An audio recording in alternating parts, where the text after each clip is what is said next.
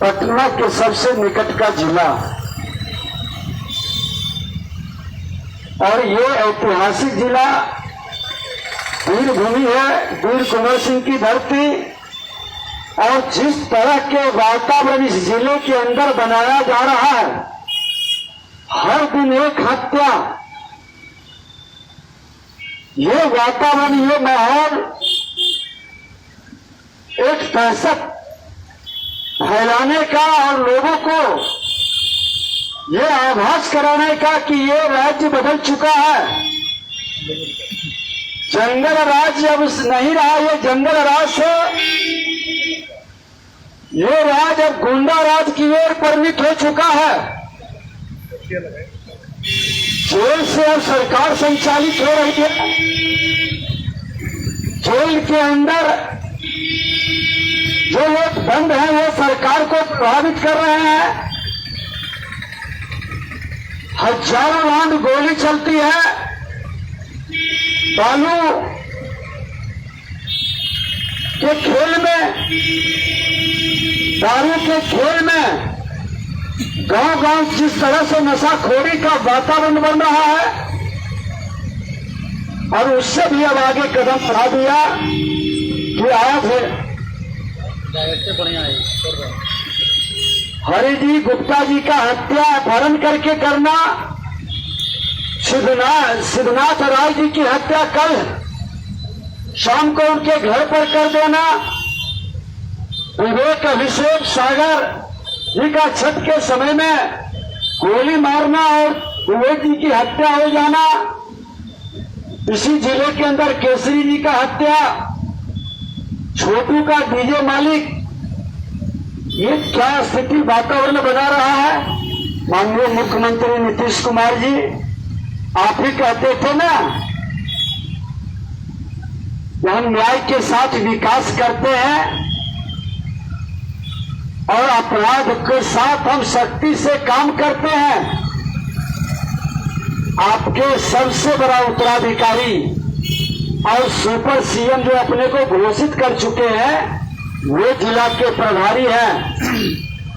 उनके प्रभार लेते ही जिले में अपराध क्यों बढ़ गया? उनके प्रभार लेते ही बालू माफियाओं का मनोबल क्यों बढ़ा? दारू माफिया तो पहले से था ही, और हीरोइन और अफीम का चरस का खेल शुरू हो गया। ये आरा की धरती, भोजपुर की धरती पर ये प्रभार लेते ही, प्रभारी मंत्री बनते ही कानून व्यवस्था को ध्वस्त क्यों हो गया? ये जवाब देना होगा आपको, बताना होगा उप मुख्यमंत्री जी को कि आप बिहार को संभालने चले हैं, एक जिला नहीं संभाल पा रहा है आपसे, और जो जिला नहीं संभाल सकते वो बिहार कैसे संभालेंगे? वो बड़ी चुनौती आपको स्वीकार कि जितने लोगों की और भ्रष्ट लोगों को आप फील्ड के अंदर पोस्टिंग करेंगे और अच्छे लोगों को हटाएंगे, विकारों से ग्रसित होकर के, कैसे संभल पाएगा आपकी कानून का राज? कैसे स्थापित करेंगे आप कानून के राज को? हत्या, लूट, अपहरण, बलात्कार पूरे बिहार के हर जिले के अंदर। कल ही आपने देखा कि मुखिया पति को सिवान में मार दिया। कोई दिन बाकी नहीं है कि 1 दर्जन से ज्यादा हत्याएं नहीं हो रही है जिले के अंदर। आज जब से सरकार बनी है, लगभग 250 के लगभग हत्या या गोली मारी गई है।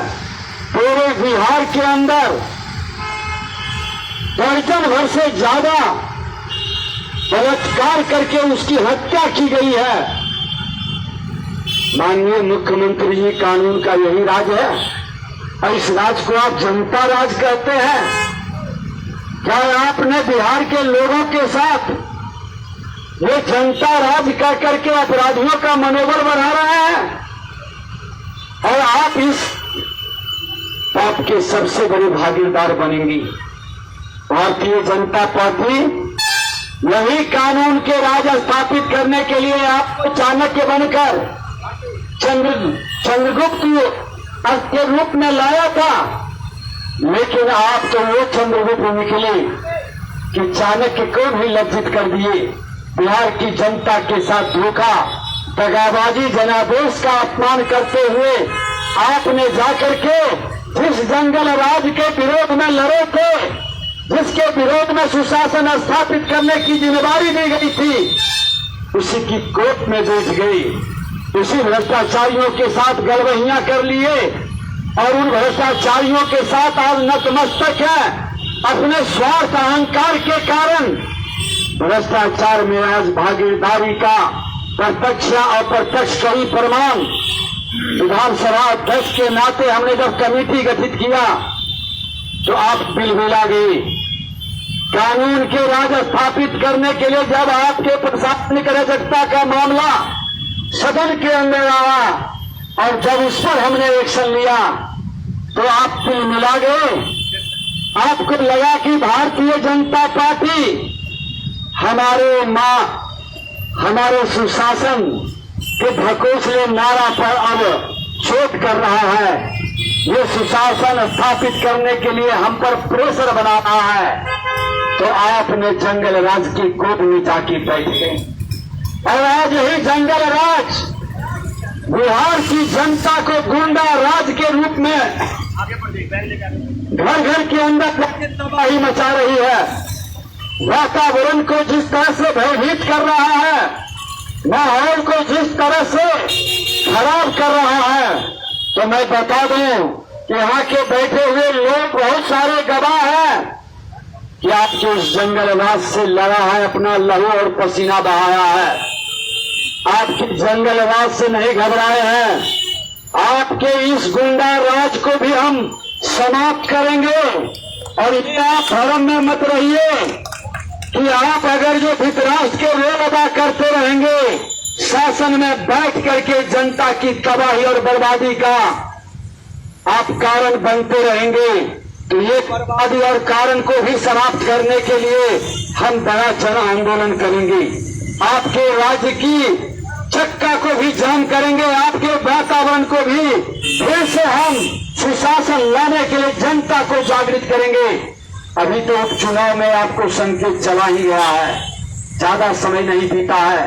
2 माह के अंदर जो संदेश जनता के बीच आपने दिया है, वह संदेश डरावना है, वह संदेश बिहार की छवि को धूमिल कर रहा है और वह संदेश आपके सपना को चकनाचूर कर चुका है।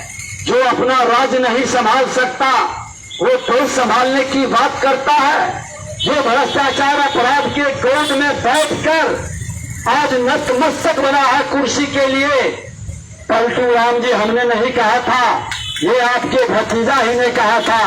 और जो पलटू राम कहता था, कुर्सी कुमार कहता था, बेशरम कहता था, आज उन तमाम उपमा अलंकार को सुशोभित कर रहे हैं और बिहार की जनता को शर्मसार कर रहे हैं।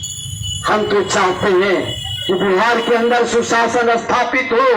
भारतीय जनता पार्टी चाणक्य बनकर आपके तमाम अहंकार और स्वार्थ को भी स्वीकार करता था कि बिहार में शांति रहे, ये अराजकता की राज नहीं लौटे, ये जंगल राज नहीं लौटे। लेकिन आपने जो किया है उसका तो जनता जवाब देगी।